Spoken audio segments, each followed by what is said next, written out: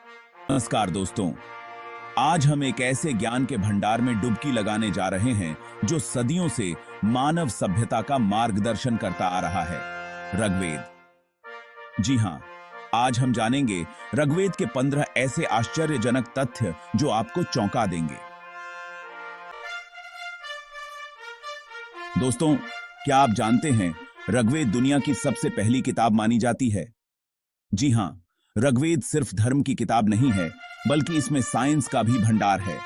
इसमें astronomy, astrology, maths और medicine जैसे विषयों के बारे में गजब की जानकारियां हैं जो आज भी काम आती हैं। ऋग्वेद का ज्ञान हजारों साल पुराना है और सोचो, इतने सालों तक यह ज्ञान पीढ़ी दर पीढ़ी सिर्फ बोलकर सुरक्षित रहा। जी हां, गुरु अपने शिष्य को और फिर वो शिष्य अपने शिष्य को यह अनमोल ज्ञान बताते रहे जब तक कि इसे लिखा नहीं गया। ऋग्वेद को वेदों का बाप कहा जाए तो गलत नहीं होगा। यजुर्वेद, सामवेद और अथर्ववेद, इन तीनों वेदों की नींव ऋग्वेद ही है। कहते हैं जो कुछ भी इन तीनों वेदों में है उसकी जड़ें ऋग्वेद में जरूर मिलेंगी। वेदों को लिखना कोई एक दिन का काम नहीं था दोस्तों। कहते हैं वेद के 3 भाग, जिन्हें वेदत्रयी कहा जाता है, भगवान राम के जमाने में पुरुरवा ऋषि ने इकट्ठा किए थे।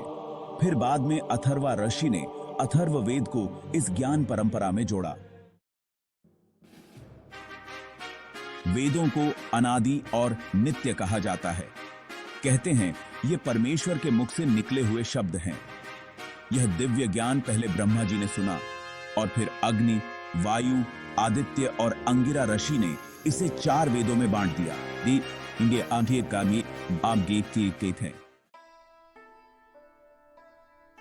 ऋग्वेद ने न सिर्फ दूसरे वेदों को जन्म दिया, बल्कि उपनिषद भी इसी से निकले। कहते हैं पहले 1008 उपनिषद थे, लेकिन आज हमारे पास सिर्फ 108 ही हैं। गीता का आधार। गीता को हिंदू धर्म में बहुत ही महत्वपूर्ण ग्रंथ माना जाता है। और क्या आप जानते हैं इसका आधार भी वेद और उपनिषद ही हैं। कहते हैं गीता सभी वेदों और उपनिषदों का निचोड़ है। रचाओं का महासागर ऋग्वेद, जिसका अर्थ है रचाओं का वेद, सबसे पहला वेद है जो पूरी तरह से पद्यात्मक है।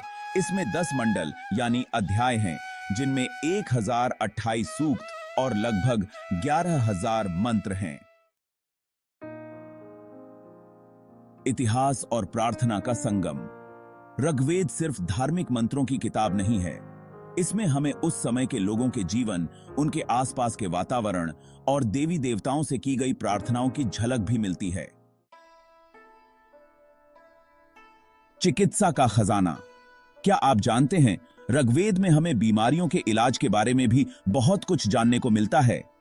पानी से इलाज, हवा से इलाज, सूरज की रोशनी से इलाज और यहां तक कि मन से इलाज का भी जिक्र इस किताब में है।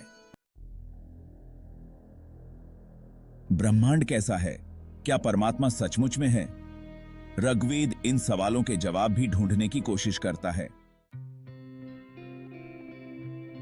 ऋग्वेद का 10वां मंडल तो जड़ी बूटियों से भरा पड़ा है। औषधि सूक्त में लगभग 125 जड़ी बूटियों का जिक्र है, जो बताता है कि उस जमाने में लोग दवाइयों के बारे में कितना कुछ जानते थे।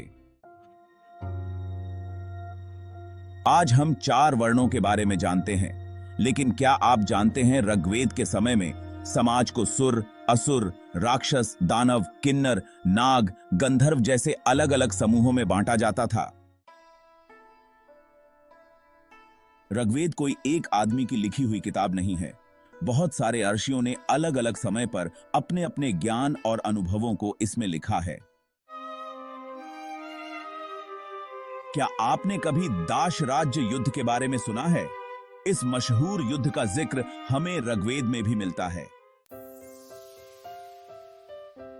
दोस्तों, ऋग्वेद एक ऐसा अनमोल खजाना है जिसमें डुबकी लगाते हुए समय का पता ही नहीं चलता। आज हमने इसके कुछ ही पहलुओं पर बात की है। अगर आप वेदों के बारे में और जानना चाहते हैं तो हमें कमेंट करके जरूर बताएं। धन्यवाद।